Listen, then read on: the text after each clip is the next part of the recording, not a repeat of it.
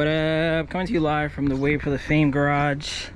In today's video, we're going to talk about this 1999 Mitsubishi Toppo BJ, which is a pretty questionable name if you ask me. But if you remember my video from a couple days ago at the port, David from Mendy Imports just picked this up. I said myself, this is a very nice blank canvas. He just added the rims to make the car look even better. But he's only selling this for $5,500. He told me that it's quick for it being NA, that he's been ripping it. The 99s and stuff usually are a bit faster. This one is also 5-speed, so we're definitely gonna drive it in this video. But this is my first time ever seeing one of these.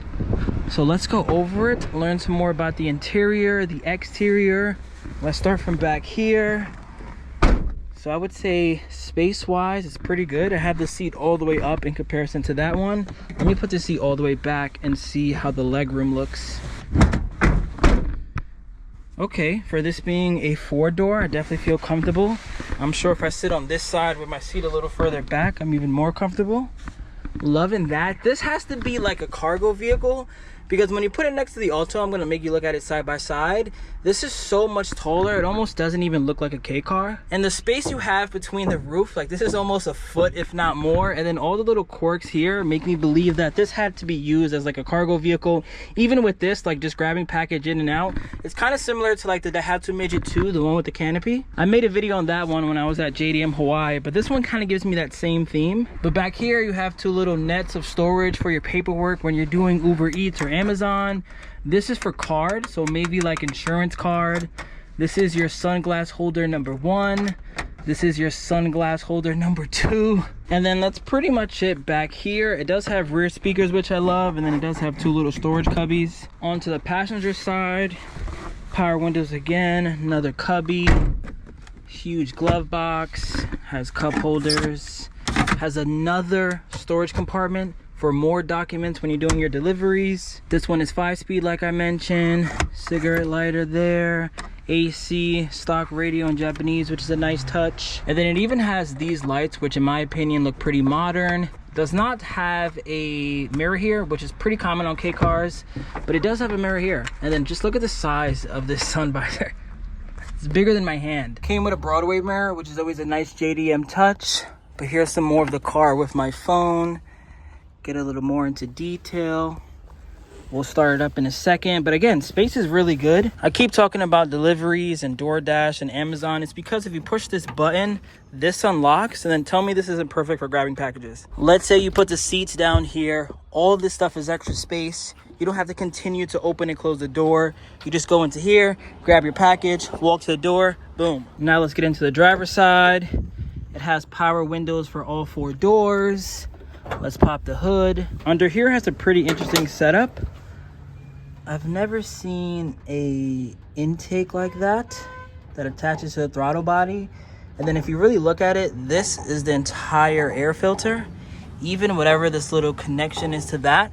I would love to put like a nice little U there, have the air filter sit there, kind of similar to what I did to the Alto. But here's a look underneath. Got the fuse box there. AC, I believe he said it has LEDs. Let's start it up. Comes with an original Mitsubishi key, which is pretty cool. 88,000 kilometers.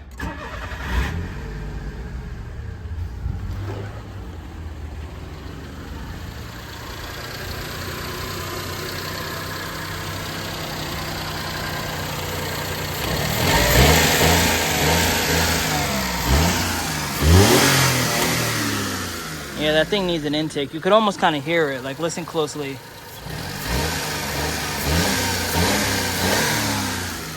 That with an intake would be fire. Here's how the trunk opens normally. Swings open like that, which also screams delivery. And then another storage cubby here. Another one there. If you open this, you got a nice little storage and tool compartment. Then you lift that up and you get the spare tire. But let me close this up. See how this drives on the road. We're gonna drive to the Honda Fanboy Teggy, and let me just turn the headlights and hazards on, and we'll do 1 360 before I get on the road.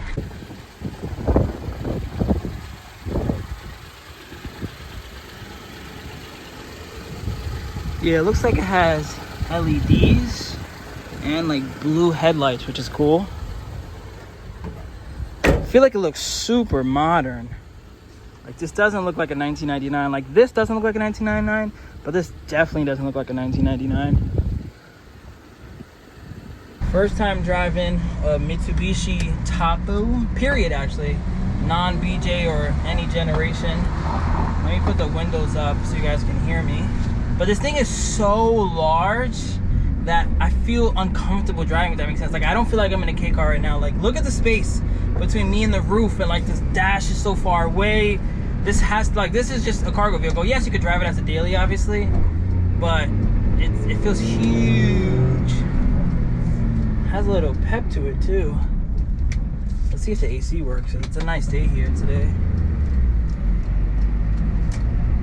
AC works. This is another one of those like dailies. I was telling David, like this is the type of car that it's only $5,500, that because it's a Mitsubishi Toppo BJ, kind of similar to my Minica, no one really cares about it. There's no hype, there's no demand. I don't think there's a lot of people going, oh, let me go on Cars in Japan, let me go on B4, let me go on Car Deal page, and let me see if there's a Mitsubishi Toppo BJ for sale. You know what I mean? Like these are one of the cars that are already stateside, like the cars that I love, that have no recognition, no name, no nothing, but they're cheap. They're $5,500. They come with title.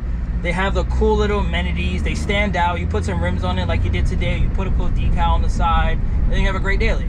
Like it's a great bang for buck car, similar to why I always wanted to keep the Minica, because I felt like a car like that, I sold it for $3,500. Like what car stateside with title that's freshly painted can you find for $3,500? You can't. But this thing is cool. It's kind of similar to my Life too, where at least it's a Honda, so it has some type of recognition. But I can see me dailying this, just enjoying it, having a fun time. It's not turbo, it's not four-wheel drive. There's nothing really too exciting about it as far as like speed and features go, but it's a great daily. It's like a good introductory K car is what I would call these type of cars. I think that's what I'm gonna start saying in my videos. If you want your first K car, you don't want to spend too much money, but you just want a right-hand drive, little K's the way, something like this is when it makes sense. Once this traffic dies down, I want to see what it feels like on the highway, going about like 100, 110 kilometers, which is from 60 to 70 miles per hour, because that's like the main speed that you really need to pay attention to if you're going to be driving this daily. I've been driving for the last like 15 minutes, and this thing is so smooth. Currently in 4th gear, about to go into 5th. I should be able to get to, I don't know, at least 100 kilometers an hour right now. But it's so quiet. I got the AC on at that. I don't actually feel like the power is being sucked away. Let me turn the AC off. It kind of feels the same. So we're going 100. Yeah, it feels good. It's super quiet. I hope that you guys can hear the nothing really. These newer K cars, I'm very excited for them. They don't look as cool and like cute as they did before with the round headlights and everything, but all the modern technology that goes from like 97 to 99 is such a big leap that I can only imagine what happens in like 2026 when we start getting like the Copen and K cars with like cruise control. That's when I'm gonna drive one even further. I already went from LA to New York. I'm gonna drive one from like New York to Alaska or something. I gotta start looking into some of these not so popular K cars in Japan too. I'm gonna see if Rodrigo on Car Deal page can find me something like this, or like a Suzuki K. I don't know if you guys ever heard of that. That's another K car that I feel like no one talks about, and those are 4-wheel drive turbo, I believe. See what this is like. I'm in 3rd gear.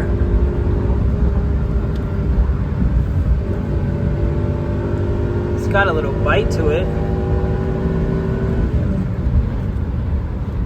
4th gear.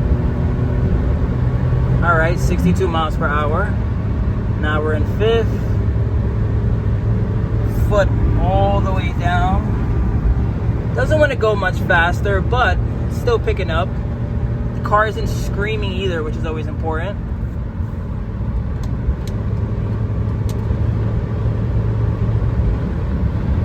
Yeah, feels good. This, like I said, it's like just a smooth daily. But yeah, in conclusion, super cool car, super good beginner car for $5,500. I keep saying, because the price is so relevant in this situation, you will never break any speed limits. You won't be the fastest K car, but you also won't break your wallet. This car is close to like $10,000. This one is half the cost. It's the same theory I had with the Minica. What's better, the Honda Z or the Minica? Obviously the Honda Z, but the Honda Z is twice the cost of the Minica. That's why the Honda Z was gone and I still kept the Minica. But yeah, I'm in this video here. Super cool to drive one of these. Stay tuned for the next videos. I will be picking up. And update on this guy. We are down to this many slots, as it says on the screen. If you haven't joined yet, please consider doing so. And I'll catch you guys on the next one. Peace out.